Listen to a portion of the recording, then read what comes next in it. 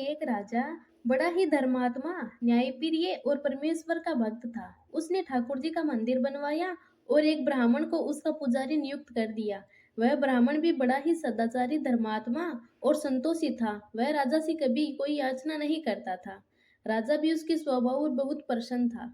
उसे राजा के मंदिर में पूजा करते हुए वर्षों गुजर गए, लेकिन उसने कभी भी राजा से किसी प्रकार का कोई प्रश्न नहीं किया। इसी बीच राजा के यहाँ एक पुत्र का जन्म हुआ। राजा ने उसे पढ़ा लिखा कर विद्वान बनाया और बड़ा होने पर उसका विवाह एक सुंदर राजकन्या के साथ कर दिया। विवाह होकर जिस दिन राजकन्या राजमहल में आई, उस रात्रि में उसे नींद नहीं आई। वह इधर उधर घूमने लगी।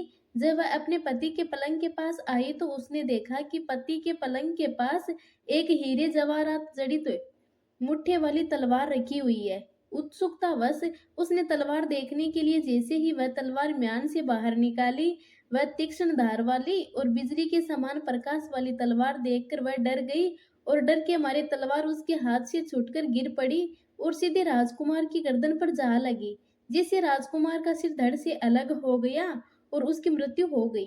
राजकन्या पति के मरने का शोक करने लगी। वह कहने लगी कि हे भगवान, मुझसे अचानक ये पाप कैसे हो गया। मेरे पति की मृत्यु मेरे हाथों से हो गई। अगर किसी को पता चल गया तो इससे मेरे माता पिता और सास ससुर को कलंक लगेगा तथा मेरी इस बात पर कोई विश्वास भी नहीं करेगा कि धोखे से तलवार छूटकर राजकुमार की गर्दन पर गिर पड़ी।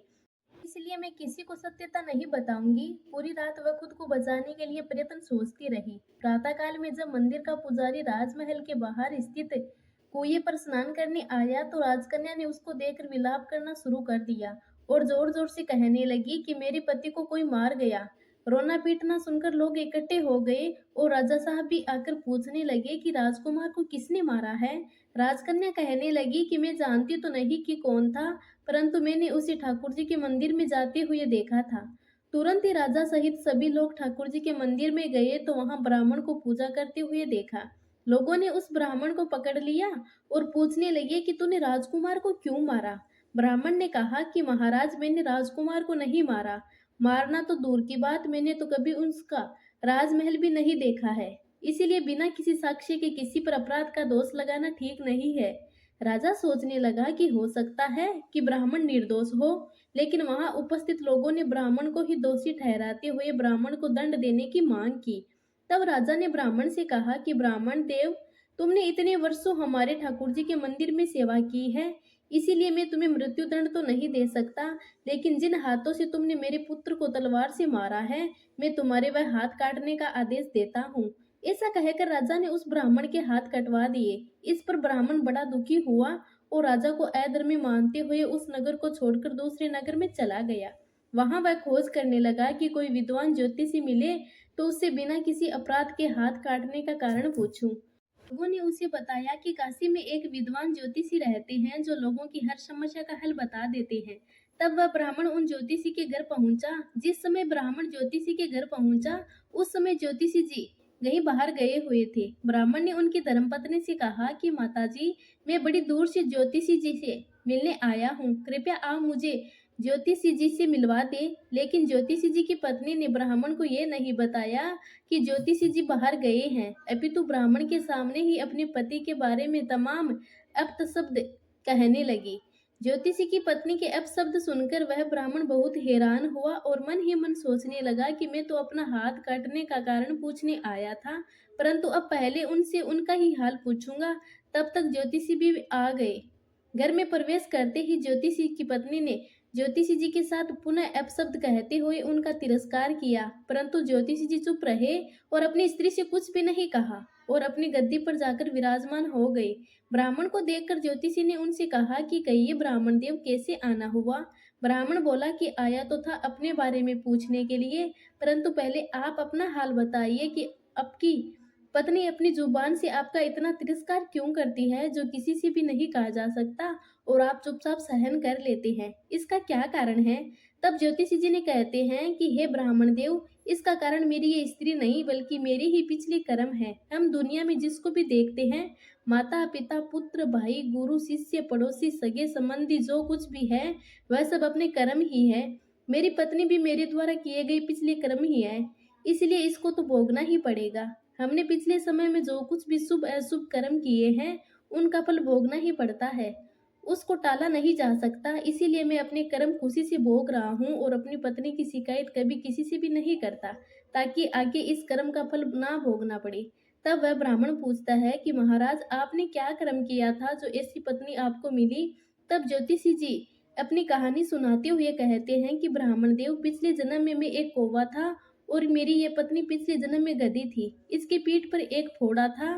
फोड़े की पीड़ा से ये बड़ी दुखी रहती थी और कमजोर भी हो गई थी। इसके फोड़े में कीड़े पड़ गए थे, जिन्हें खाने के लिए मैं इसके फोड़े में चोंच मारकर खा लेता था। मेरे द्वारा चोंच मारने के कारण ये दर्द से बेचैन हो जाती थी और उससे बचने के लिए झाड़ियों में छिप जाती थी, लेकिन जब भी वह बाहर निकलती तो मैं पुनः उसके फोड़े पर अपनी चोंच मारकर कीड़े खाने लगता था। एक दिन की बात है, जब मैंने इसकी पीठ पर जोर से चोंच मारी तो मेरी चोंच इसकी रीढ़ की हड्डी में जाकर फंस गई। ये बहुत उल्ली फंदी, लेकिन मेरी चोंच बाहर नहीं निकल सकी। मैंने भी अपनी चोंच बाहर निकालने का काफी प्रयास किया, लेकिन मेरी चोंच बाहर नहीं निकली। इसने सोचा कि यह कौवा जानबूझकर अपनी चोंच बाहर नहीं निकाल रहा है, इसीलिए अगर पानी में कूद जाऊं तो पानी के भय से ये दुष्ट कौवा मुझे छोड़ देगा। ये ऐसा सोचकर ये गंगा जी में प्रवेश कर गई, परंतु वहां भी मैं अपनी चोंच नहीं निकाल पाया। आखिर में यह अत्यंत गहरे पानी में प्रवेश कर गई। गंगा का बहाव तेज होने के कारण हम दोनों पानी में बह गए और डूबकर मर गए।